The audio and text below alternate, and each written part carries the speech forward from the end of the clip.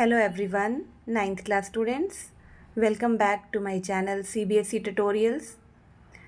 ये question paper है आपका क्लास नाइन्थ का साइंस का, जिसमें हम करेंगे आपके फर्स्ट टर्म एग्ज़ाम के objective type questions. Maximum marks हैं 40। सेक्शन ए है हमारे पास 30 क्वेश्चंस को लेकर, जिसमें आपको चॉइस दी गई है 24 क्वेश्चंस की। सेक्शन बी में आपके पास 10 क्वेश्चंस हैं 1 मार्क्स के। यहाँ पर भी आपको चॉइस दी गई है 8 क्वेश्चंस की। और सेक्शन सी है केस बेस्ड क्वेश्चंस पे डिपेंडिंग, वो 4 मार्क्स ईच हैं और आपको दोनों ही क्वेश्चन करने हैं केस बेस्ड के। इस वीडियो में आज हम करेंगे सिर्फ सेक्शन ए, जिसमें a cell will swell up if first question है आपका। तो बेटा आपने ये पढ़ा हुआ है सेल चैप्टर में, अपने जो बायोलॉजी वाला पोर्शन है, cell is a fundamental unit of life, वहाँ से फर्स्ट क्वेश्चन उठाया है ये। A cell will swell up if, एक सेल जो है वो कब स्वेल अप होगा। तो ये प्रोसेस है ऑस्मोसिस का, आपने अच्छे से पढ़ा है। मैंने यहाँ ड्रॉ किया है नॉर्मल सेल, जिसके बाहर वाटर की कंसंट्रेशन ज़्यादा है। तो होगा क्या, ऑस्मोसिस के प्रोसेस से फ्रॉम हाई टू लो जो आपका वाटर कंटेंट सराउंडिंग का है वो एंटर कर जाएगा सेल के अंदर। अल्टीमेटली जो रिज़ल्ट रहने वाला है वो क्या होगा, ऑस्मोसिस के कारण when water enters from high to low the cell will increase in size. Okay, cell जो है आपका इंक्रीज हो जाएगा, और ऐसी कंडीशन को हम क्या कहते हैं बच्चे, हाइपोटोनिक। ठीक है, जिसमें सेल के बाहर वाटर कंटेंट ज़्यादा है और हाई कंसंट्रेशन होने के कारण वो एंटर करेगा सेल के अंदर and the cell will ultimately swell up. Okay, तो राइट ऑप्शन इसमें कौन सी रहेगी, B part. The concentration of water molecules in the surrounding medium is higher than the water molecules concentration in the cell. तो we go for B option, this is B option. Okay, no next question है आपके सामने बच्चे। Chromosomes are made up of, again ये cell chapter से लिया हुआ question है। क्रोमोसोम्स क्या होते हैं, thread like structures having genetic information. ये क्रोमोसोम्स जो है हमारे न्यूक्लियस में पाए जाते हैं। ये किसके बने होते हैं, ये क्वेश्चन है। तो राइट आंसर है DNA and protein, C option के साथ जाओगे। Are chromosomes are made up of DNA, deoxyribose nucleic acid and proteins. Clear. इसी तरह से बेटा आपका क्वेश्चन नंबर 3 है, which of these is not related to endoplasmic reticulum. इनमें से कौन से हैं जो एंडोप्लाज्मिक रेटिकुलम के साथ रिलेट नहीं करते, है ना, उसके फंक्शन से डिफरेंट हैं। तो बेटा पहला क्वेश्चन है आपके पास यहाँ पे जो ऑप्शन में दिया हुआ है, it behaves as a transport channel for proteins between nucleus and cytoplasm. बिल्कुल सही है ये। It transport material between various regions in the cytoplasm, ये बात भी ठीक है।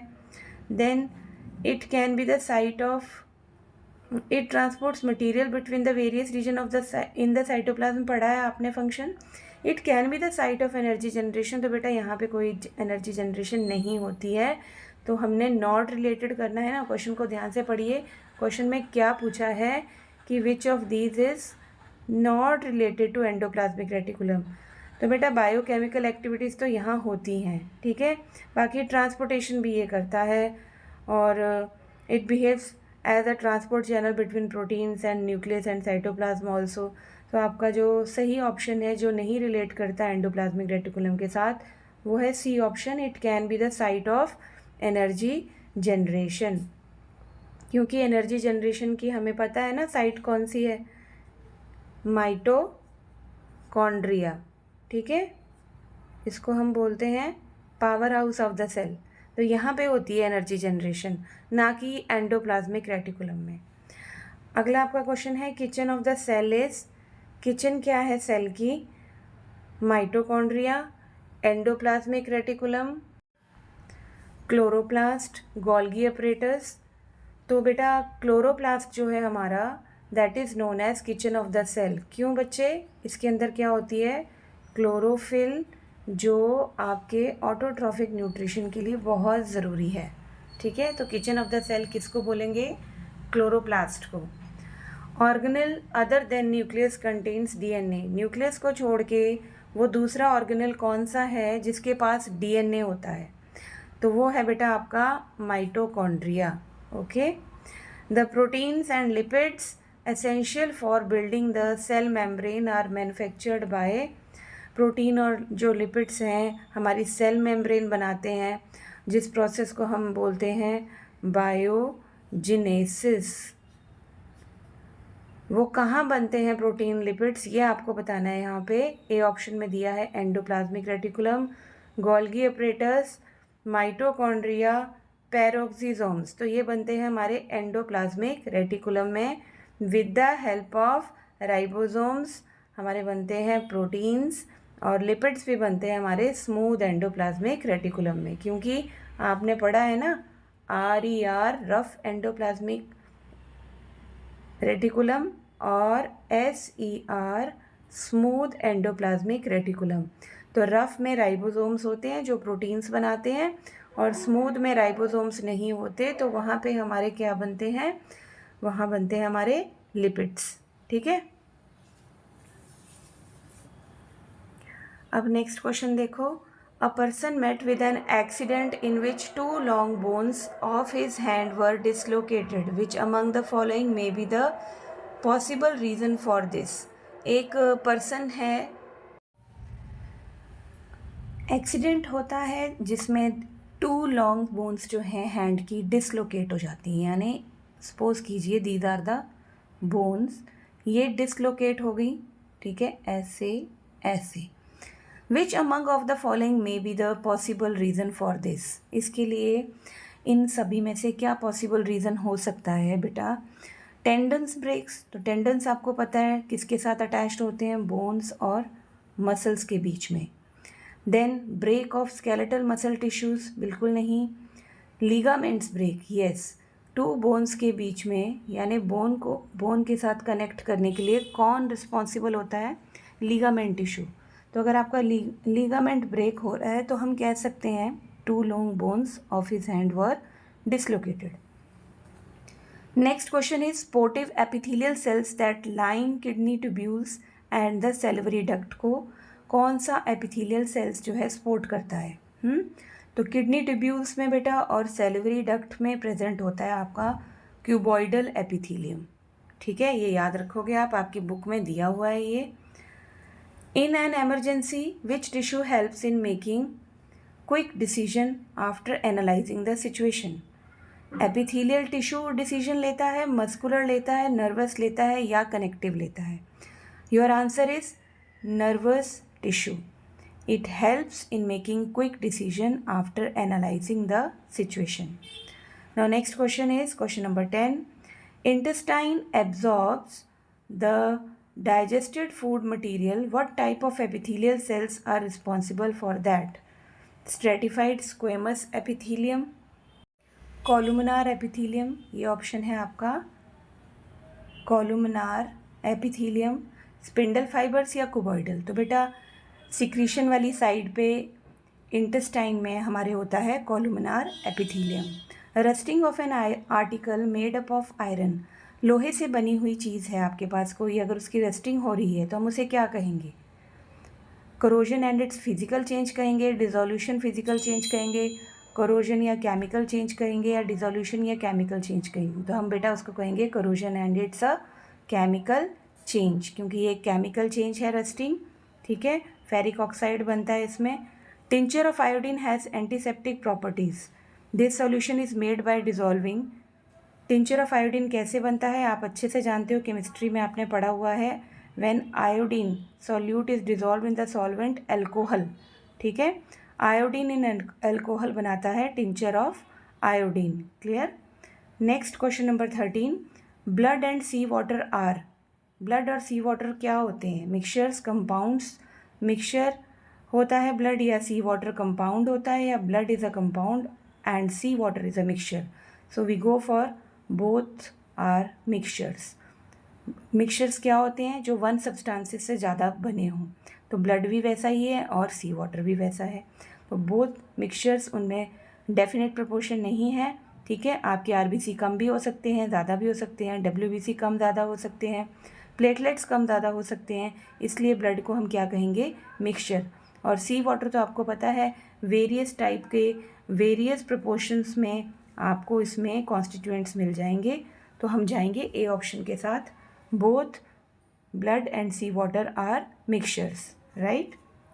Now next is question number 14. Which of the following methods would you use to separate cream from milk? तो आपके घरों में आपकी मदर्स भी दूध में से क्रीम को सेपरेट करती हैं, तो बेटा वो मेथड कौन सा होता है, सेंट्रीफ्यूगेशन। सेंट्रीफ्यूगेशन में जो लाइटर पार्टिकल्स होते हैं, ठीक है, वो फ्लोट करना शुरू हो जाते हैं सरफेस पे, जहाँ से हम उन्हें ईजिली सेपरेट आउट कर सकते हैं। Which of the following is consider to be a pure substance? इनमें से प्योर सब्सटेंस कौन सा है, granite, sodium chloride, muddy water, milk of magnesia. तो बेटा sodium chloride is the right answer, क्योंकि आप जब NaCl को वाटर में डालोगे तो ये आपको देगा होमोजीनियस सॉल्यूशन, ठीक है। तो हम इसके अलावा अगर मडी वाटर है तो प्योर सब्सटेंस नहीं है। मिल्क ऑफ मैग्नीशिया जो है ये एक कोलाइडल सोल्यूशन है जो कि हिड्रोजिनस होता है नेचर में, right. Question number 16. Salt can be obtained from sea water by filtration, decantation, evaporation और सब्लिमेशन। तो बेटा सॉल्ट हमें मिलता है इवेपोरेशन से, ठीक है, ये आप छोटी क्लासेस से पढ़ते आ रहे हो। Question number 17. A mixture of common salt का मिक्सचर है जिसमें सल्फर है, सैंड है, आयरन फिलिंग है, इसको अच्छे से शेक किया, इसमें कार्बन डाइसल्फाइड भी है और फिर हमने इसको फ़िल्टर किया फ़िल्टर पेपर से। जो हमारे पास नीचे फ़िल्ट्रेट आया उसको जब हमने इवेपोरेट किया to dryness in a china dish के अंदर, what will be left in the dish after evaporation के क्या बचा? तो सैंड तो बेटा पहले ही फ़िल्टर पेपर से ऊपर ही रह जाएगी, सल्फ़र डाइऑक्साइड में चेंज हो जाएगा इवेपोरेट होने पे, आयरन फीलिंग्स जो हैं आपकी वो भी फ़िल्टर पेपर से ऊपर ही रह जाएंगी, बचा क्या आपके पास, common salt. So common salt left in the dish after evaporation. Now next is white gold is used in jewellery. Jewellery में वाइट गोल्ड यूज़ होता है जिसमें 2 एलिमेंट्स होते हैं, गोल्ड और पैलेडियम। एक ज्वेलर है, उसके 2 डिफरेंट सैम्पल्स हैं, बिल्कुल आइडेंटिकल हैं अपीयरेंस में, हैव अ यूनिफॉर्म, उनका कंपोजिशन यूनिफॉर्म है throughout. What can be said about these samples? तो ये होते हैं बेटा मेटालिक एलॉयज़, क्योंकि एलॉयज़ में यूनिफॉर्म कंपोजिशन होता है throughout. They are homogeneous mixtures and be classified as metallic alloys. We go for A option. Next question number 19. Purity of a solid substance can be checked by its. अगर हमने किसी substance की purity check करनी है तो हम क्या check करते हैं उसका, boiling point, melting point, solubility in water या solubility in alcohol. So we check its melting point, okay, याद रखेंगे। Question number 20. Air is regarded as a mixture because, air को हम मिक्सचर क्यों बोलते हैं, इसमें तरह तरह की गैसेज होती हैं, लेकिन आपको ऑप्शन में क्या दिया है, प्रेशर वेरी करता है, टेम्परेचर चेंज होता है इसलिए, या कंपोजिशन वेरी होता है इसलिए, या its volume changes under different conditions. तो बेटा इसकी जो वॉल्यूम्स है कंपोजिशन की अलग अलग जगह पे चेंज होती रहती है, कम ज़्यादा होती रहती है, इसलिए हम एयर को बोलते हैं मिक्सचर। 21 क्वेश्चन है आपका, suppose a boy is enjoying a ride on a merry go round. एक मैरी गो राउंड में लड़का इंजॉय कर रहा है राइड को, उसकी स्पीड कांस्टेंट है, कैसी है बेटा, कांस्टेंट है 10 मीटर पर second. It implies that the boy is किस में है, रेस्ट में है, moving with no acceleration, in accelerated motion या मूविंग विद यूनिफॉर्म वेलोसिटी। तो जब इसकी कांस्टेंट स्पीड है, ठीक है, और ये 10 मीटर पर सेकेंड पे ही मूव कर रहा है, तो बेटा ये एक्सेलरेट हो रहा है इन एक्सेलरेटेड मोशन, ओके।